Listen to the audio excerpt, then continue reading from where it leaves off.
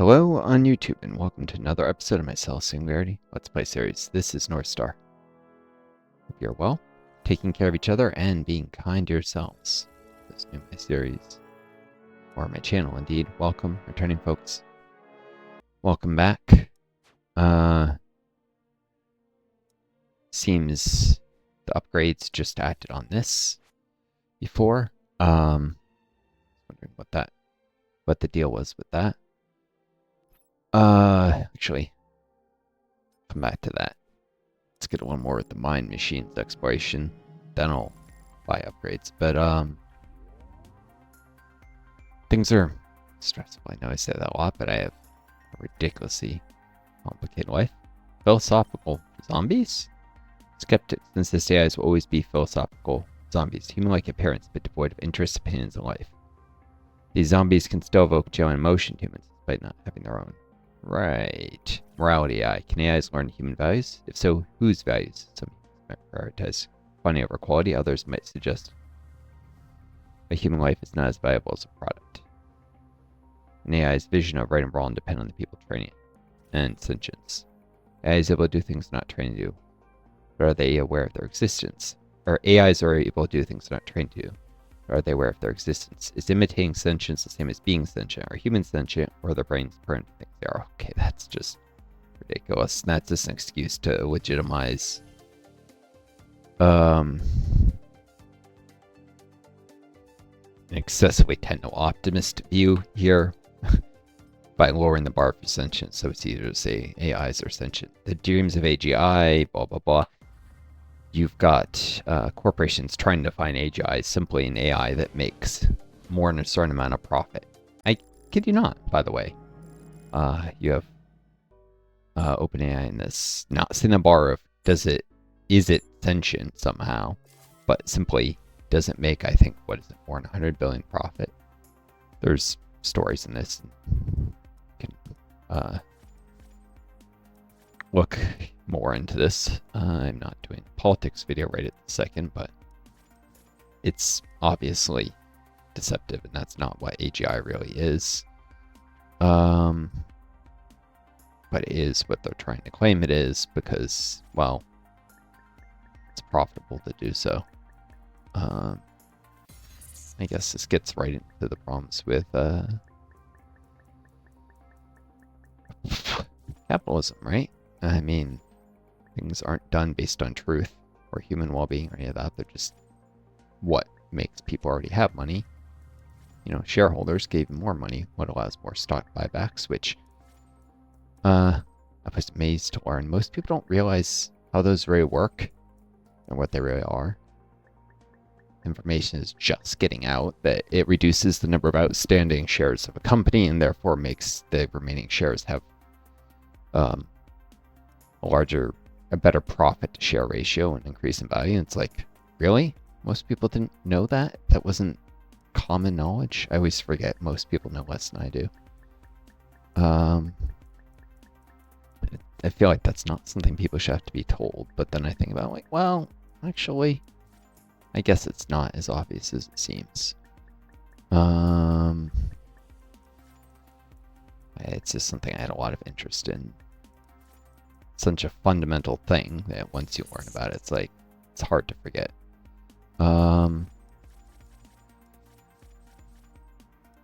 But yeah, of course, founders of companies often have a lot of shares in those companies, so that means that they're able to profit immensely off of stock buybacks and consolidate their wealth. And again, I thought that was common knowledge of the effects of stock buybacks, but apparently not.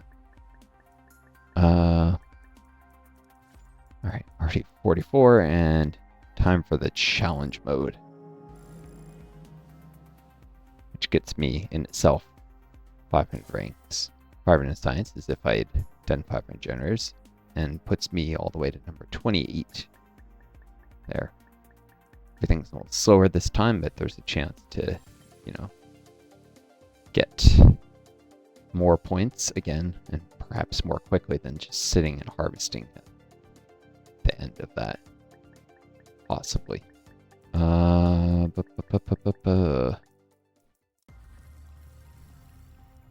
It's probably useless since this is going to end in 8 hours, but whatever. You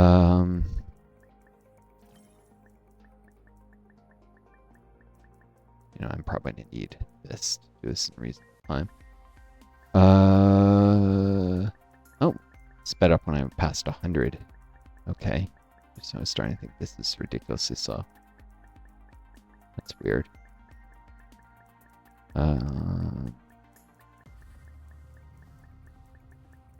By the way, those new to my channel didn't have this explained. Obviously, 2000. No way. Who didn't have this explained? I'm disabled long COVID.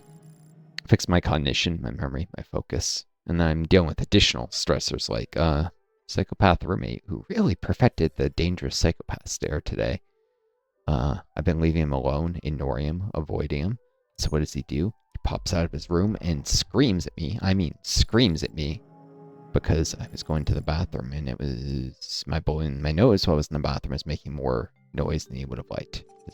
It's near the bathroom, but that doesn't give him the right to be violent and aggressive. He could have, you know, calmly taken a seat actually of a bench that was right there for him to take a seat if he wanted and explained his concerns, but this is someone who relies on fear and intimidation and aggression to get his way. And it's probably worked for him too much in the past. But not really much I can do about it. What, you know, stuff. Oh, side Singularity 2. That's really valuable. Yeah, let's grab that. You know, I simply can't when no matter what I do. Before he was angry because I was upset. He was making excessive amounts of noise and I asked him to stop once and he raged about it for like a week and a half. I was angry because it hadn't worked with the landlord, but apparently he didn't even know that. It seems he was just raging simply because I knocked on his door once and asked him to turn down blaring noise like a week and a half ago. That's the entire source of his incomprehensible rage. And often, I mean incomprehensible, he gets screaming and you have no idea what he's saying. But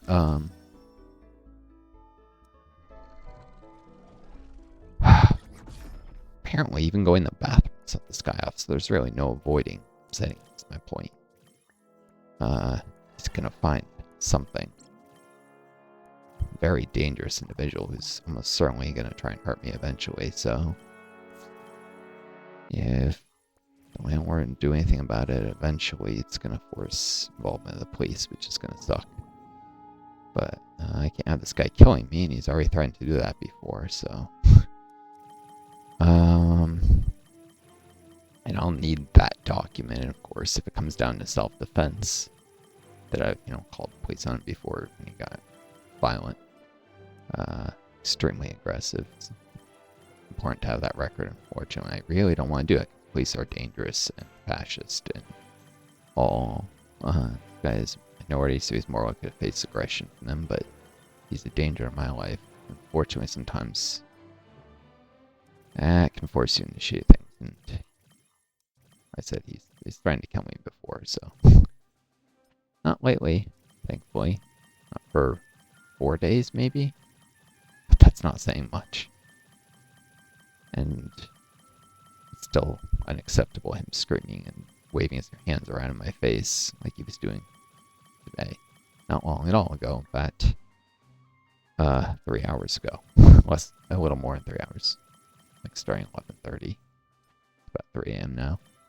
I'm calm under pressure, and especially this guy doesn't mean anything to me. It's not like he's an abusive family member doing things to me, which I've had to deal with before, and that's much harder to keep your cool.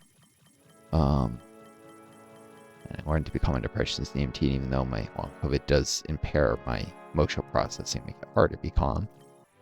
This is an extremely honed skill set, so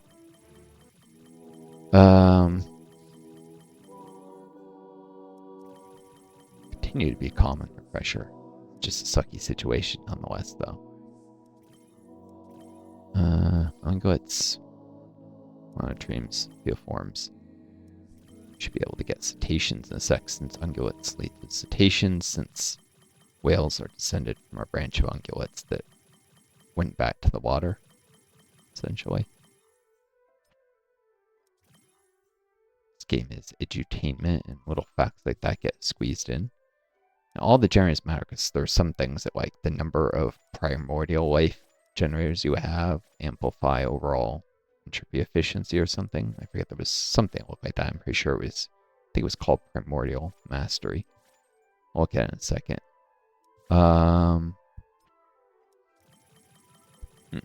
Let's grab some upgrades, get the ideas rolling, and then I'll hop into the reality simulator and look for that. This is interesting to discuss. I don't know. I would say don't worry about me. I can handle myself, but this is a bad situation. And really, what I need is resources so I can maybe get somewhere that's less dangerous. Stuck where I am because the rent's low and disabled on COVID and SSI sucks. I think you folks can do really subscribe, channel, like, comment. Because I'm trying to get my YouTube to work. I'm also looking at maybe if I could do voice acting training, if I could get the government to pay for their training thing. But apparently they set the threshold for that of the job needs to be expected to be able to allow you to earn substantial gainful activity, which is to say they'll only pay for your training according to the documents I was reading. If it's enough to get you off SSI. Of course, I read other documents that say even if it's enough to supplement. So I think it's a case of the policy changed at what point, though I don't know in which direction. Or it contradicts itself. Or puts out misinformation for the public or something. It's a mess, like a lot of government programs are. And intentionally so, because ultimately the government doesn't want people to utilize services, take advantage of any resources available. By take advantage, I mean utilize properly. I don't mean exploit or misuse. Because they want a desperate lower class that can increase billionaire profits because they'll drive down wages. Because billionaires can threaten to use these people as strike breakers if ordinary workers strike, even though they usually would rather hire someone from like a lower middle class background than someone who's desperate. But they need a population to act as scabs and strikes and such. It's capitalism, which is the problem. I am a socialist. I became a socialist before I got long COVID, but certainly long COVID has only reinforced the strength of my beliefs, seeing how disabled are treated. It's ironic, though, socialists usually are uninterested in the disabled. I don't mean social democrats, I mean socialists like Marxist. Marx himself had some very shitty views towards what he called the lumpen proletariat, which was disabled, mentally ill. Well, that's really a type of disability, but disabled Paris because they were helped. They were a critical force in breaking the back of the Paris Commune. But, you know, because that one grudge, all future socialist movements tend to dislike including the most desperate segments of the population in their ranks. Because they're afraid that they'll turn traitor, because those desperate people will decide to work with the powerful to betray them. Of course, desperate people are just as liable to be angry that the system has subjected them to desperation if they understand their own oppression. And in fact, work all the more strongly to change things. It's really just a shitty, bigoted view held by too many Marxists, but more modern Marxist movements, some of them have moved past it. It just means that sometimes they get raised eyebrows, like when I try and join different socialist organizations, because I'm disabled, and they only want workers, they don't want disabled people in the ranks too often. I lost. I was a genius before I got long COVID, and I don't operate entirely at that level. There's some parts of it that still shine through. I worked as a political organizer also at one point before I got long COVID. I was very talented at it. And that was the assessment of some people in trade unions in the area who saw my organizing. They're like, "You're very good at this." They had some experience with like union organizing. So I was doing voter registration and get out the vote efforts at the time, though I also did stuff for the candidate. And yeah, their conclusion was I had quite a bit of talent. So, you know, I really could help socialist movements, not to mention my YouTube channel. It gets to be a substantial platform. But they're too paranoid that, I can't be counted on. Doesn't matter that throughout my life I've been the very essence of reliability and honesty. So if I make up my mind to work with them, I'm not likely to betray them. Far less than most of their members. But again, bias and historical accent. Marx's views on the disabled and on religion, unfortunately, have both been anchor weights on future socialist movements. I am a Marxist. Marx is right about a lot of his basic analysis, but he was not God. He was not right about everything. And there were some views he had that were deeply problematic to the very goals he was trying. That held back achieving his ends. This is part of why socialism hasn't replaced capitalism, is because Marx had some really shitty views about certain things that held back his own success. It's not because socialism will never work, whatever bullshit. It's because one, it has displaced an incredibly entrenched capitalist system, and two, doing that is made all the harder by a few critical weaknesses, because Marx was only human in the end. As was Lenin, who tried to implement his ideas and created a oppressive state. In Marx's terminology, the Soviet Union would not be called authoritarian, but Marxists used the term authoritarian to mean something very specific, which can only apply to capitalism almost as part of its own definition. In common parlance, the Soviet Union was authoritarian. But everyone, Marxist, non-Marxist, can agree on a more neutral term, oppressive. It was oppressive. And it was an example of trying to take the philosophy that ends justify the means to its logical conclusion. And the Soviet Union really was fighting for some noble ends, but the end of capitalism, a terrible system that committed mass murder after mass murder, the G word that I'm not going to say because of censorship, all over the world. The U.S. did that, supported that 9 times. It's not just what's happening in the Near East. That's not the first time the U.S. has done it. In fact, that's the 9th time. I'm counting that in that 9, but there's other things could easily be added to the list if you disagree about that particular incident to take its place, such as Laos, Vietnam, the Korean Air War.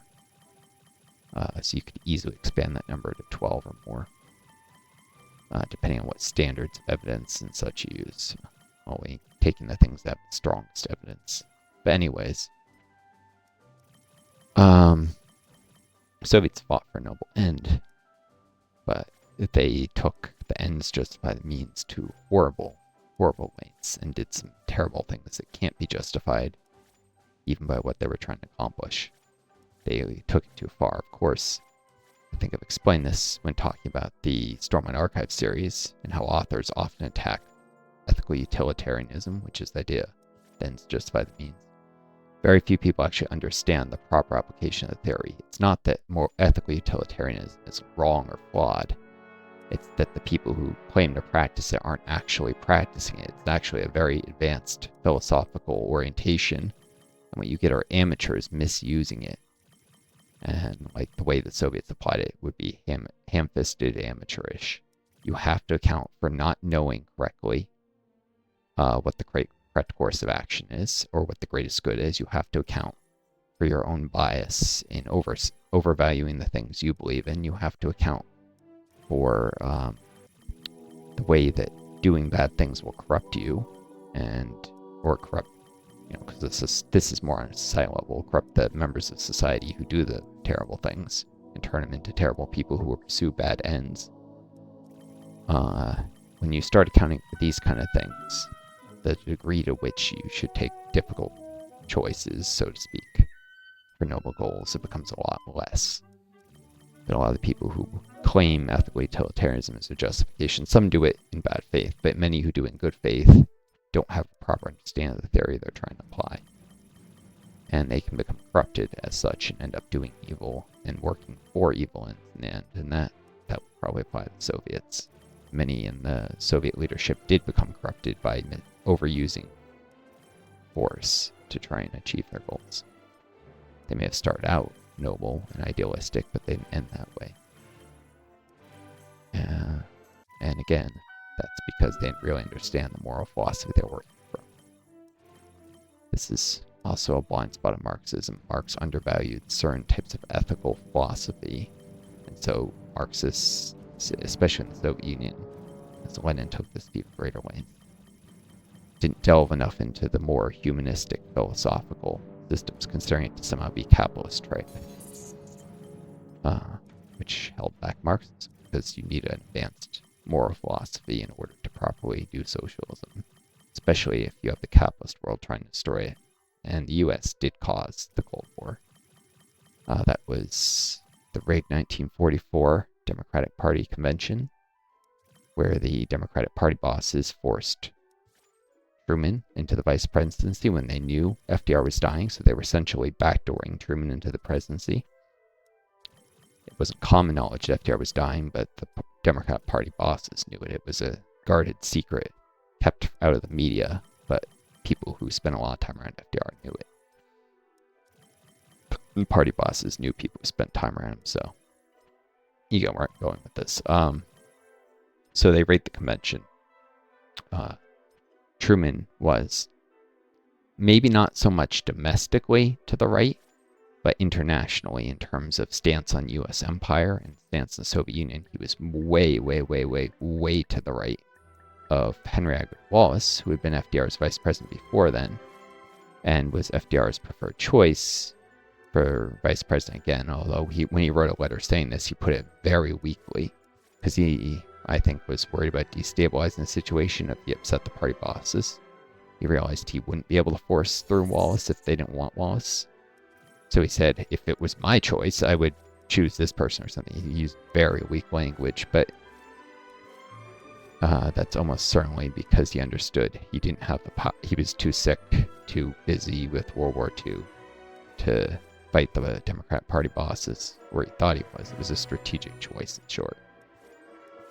But Henry Agar Wallace, more importantly than FDR, the U.S. presidency is not a dynasty, was the choice of the vast majority of Democratic Party voters, and even Republicans, kind of like Bernie Sanders, who had a lot of cross-party appeal, partly because he came from, I think it was Indiana was his upbringing. He was a social democrat who actually wanted to end segregation early, but was able to sell himself to voters as salt of the earth, approachable, just like you, and actually sincerely wanted to help most people have better lives, didn't serve billionaires.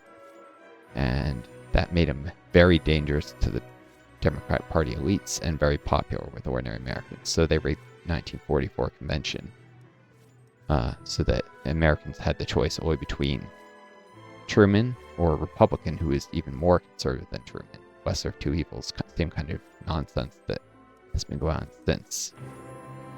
Two-party system in the United States is deeply undemocratic and can easily be exploited to force horrible choices. And this wasn't lesser of two evils to beat the Republicans. No, this was the original lesser of two evils when there was no chance of the Republicans winning the election because FDR had been so popular. And Democrat Party bosses did this anyways, forced a lesser of two evils choice so that they could get someone more right-wing power. Not because they needed that to win. In fact, it reduced their chances of winning. They did it because the billionaires, who the party bosses really served, did not want Henry Agar Wallace to become president of the United States. But if he had, and this came back to the point of the Cold War would not have occurred. Wallace was strongly in favor of friendship with the Soviet Union, to the point some people, especially in the McCarthy area, accused him of actually being a communist. He wasn't, but he was a social democrat, a Bernie Sanders type, who wanted to befriend the Soviet Union, just like Sanders actually did like this friendship tour of the Soviet Union during the Cold War. So social democrats were often more in favor of amiable relations with the Soviets. That's not surprising. And it took a very specific set of historical events for even Truman to be able to start the Cold War. Specifically, that Winston Churchill lost re-election, and having lost re-election, he was no longer so concerned with the well-being of the British state, but more his own personal legacy.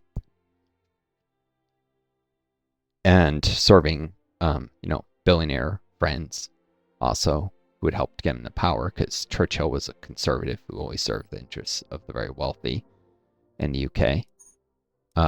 Also, someone who had supported mass murder and gassing villages, horrible things. He did gas a village in northern Russia during the British invasion of the Soviet Union that occurred after World War I. It was not just British. The British took the leading role. There were American, Canadian, basically all the former British colonies contributed contingents, and so did the Czechs and some other nations. The Czechs who had actually just defeated their own communist revolution that the Soviets actually refused to aid because they were worried about upsetting the West and that they would get invaded, and they got invaded anyways, so they definitely should have aided the revolution in Czechoslovakia. Actually, Rosa Luxemburg called out Lenin for that, said he was being an idiot and that he should have supported the revolutions in Finland and Czechoslovakia, both of which the Soviets chose to ignore when they could have maybe helped push those two over the edge. And maybe some of the ones in the Baltic states. Some of them had a better chance of succeeding than others, but the Soviets broadly didn't help any of the other communist revolutions outside of Russia, outside of at all, actually. Some of the other ones that went socialist, like Kazakhstan, Ukraine, got pulled into the Russian Civil War because they hadn't finished the contest, but the Bolsheviks weren't really interested in helping communist revolutions in other countries. Lenin was worried that it would be too risky, but in fact the risky choice was not to help them, as it turned out. He was wrong.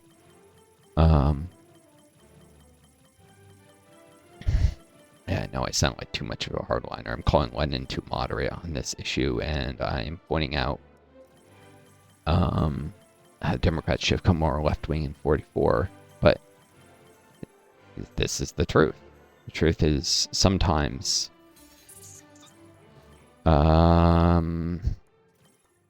not easy to bear, easy to believe. Truth isn't always the thing that superficially seems the most, there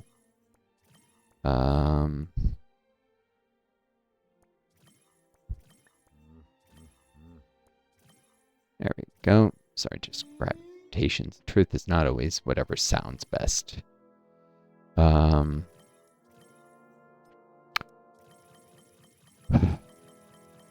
Anyways.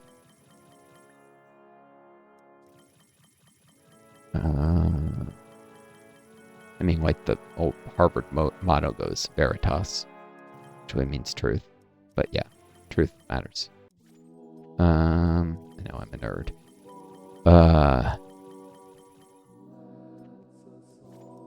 So very, very, very well educated. The best institutions in the world. But anyways, they've accomplished great things, if not for long COVID. May still, especially if there's ever a cure for it, but I doubt it. Hopefully this YouTube channel makes some small difference, though. I haven't given up on affecting the world just to make any kind of a big difference in it. I'll do the best to get what small changes I can make. I can convince a few people that socialism is the way forward. That'll make the world better. In the long run, it'll accelerate the day of socialists taking power, even if it doesn't happen for 300 years. It might be in 300 years instead of 310 years or something, I mean, I won't even have that much impact. It might be 300 years and a month instead of 300 years and 2 months. But, given how many people in the world, even that tiny amount of time make an enormous difference in a lot of lives. Even if it's a day or a week difference. Yeah, socialism needs to grow, and it needs to, grow exponentially. To take a page from the great religions of the world that spread by having each person who converted their religion go and convert, a few more people. Exponential growth. quadratic or whatever. Without the numbers, socialism never has any chance of becoming a system that the planet goes to. Too many people believe falsely because of the Cold War it doesn't work. Which is ironic because the Soviet Union snatched defeat from the jaws of victory. The odds were strongly against them at the start of the Cold War. But by the time they collapsed, they reached a situation where the odds were not so strong against them. Because, probabilities are independent. It doesn't matter if you beat the odds and you're doing way better than statistics say you should do. It only matters where you are in a given place and time. And by like the 70s, the odds were actually very good if the Soviets could just hold on for 50 more years or so, to the present day. The US would have started the slow process of collapse. Stuff like Trump would have happened regardless of whether the Soviets were still around, most likely. Maybe a little slower. They just had to hold on a little longer, and they didn't. Gorbachev destabilized the situation, and the Soviet Union collapsed. And then political pundits all over the world tried to use this as evidence that socialism could never work. And it almost did work, and it could have worked. And Gorbachev bears an enormous amount of blame for it not working. His bad decisions, though also Andropov, who came before him, some of the late Soviet leaders since 1975, it can't all be pinned on one man. There are a lot of bad strategic choices that were made since the 70s. At the same time, the US is becoming more brutal, more evil than ever before. But a lot of those mass murders I talked about, that's not the word I'm thinking, but you know which one I'm thinking. Most of those occurred since 1969. In fact, I think there's only one on that list that occurred before that year. So by the 70s, the evil of the United States was becoming obvious to all. That was when the odds started swinging in favor of the Soviets winning, because evil comes back to bite you. It may not look that way because these mass killings help put capitalist governments in power in certain places. But, in terms of propaganda, in terms of convincing people they were on the right side of history, in terms of future changes in the balance of power, it's actually good for the Soviets. The US shot itself in the foot.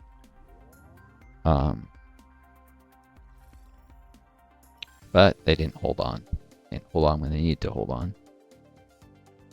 It's practically a miracle that they managed to survive World War II. And the immediate post-war years, they could have easily collapsed. But when they got to the 70s, all they had to do is hold on and keep growing their economy, and they would have eventually eclipsed the US economy, the same way China has eclipsed the US economy. I forget if that's in absolute GDP terms, but I know for sure. In purchasing power parity, as when you account for how much a given amount of money buys in a country. The Chinese economy is already larger than the US economy in purchasing power parity. And so if their population shrinks to the size of the US, without their GDP shrinking, they would end up having a higher GDP per capita. And they, of course, if it doesn't happen, lower GDPs per capita tend to grow faster, so they'll actually just increase their lead over the US economy. Of course, that's assuming stability in the world. Stuff like climate change and climate collapse could radically change this equation, fortunately. I'm sure capitalist trolls would say fortunately, those who hate China. But,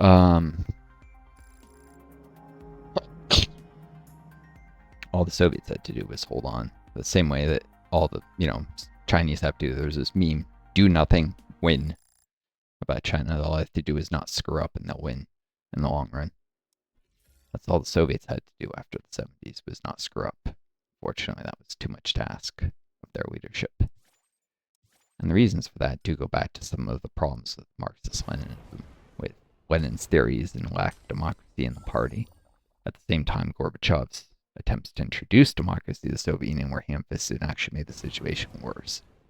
The lack of democracy was the root cause of a lot of the problems in Soviet leadership, but trying to introduce it too quickly and in ways that allowed people who wanted to collapse the system into power, and too many of them too quickly without enough monitoring for this kind of thing, Wow. And check out my Crisis in the Kremlin Let's Play series. Some of this comes up there, including there are obvious signs of certain leaders working against the system, you see. I don't think it's ever explicitly revealed or confirmed that that leader appears to be working against the system. Is just like historically, these people didn't reveal they had been working against the system until after the Soviet collapsed, and then someone put in their personal memoirs. They did admit it, but only after the Soviet Union was no longer around, what they've been up to. Different strokes for different yolks. Most, if not all, prehistoric cynodots, like Theranaxodon, would have laid eggs. In the modern day, only one group of mammals continues to lay eggs, instead of birthing live young, the monotremes, which include the platypus and the echidna. Right. Interesting little tidbit. A little bit of the edutainment in this game. Back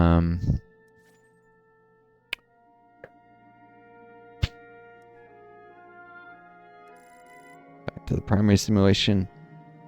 Wonder if I should do one last reset. Probably not. I should probably just grab a couple generators. Because this... what am I at? 36 minutes? Yeah, that's the end of this video. Any longer, I have to cut it. Sometimes I could cut this, but I have a backlog of editing. I really need to get some of the latest videos in my Crisis in the Kremlin Let's Play series up. And I really need to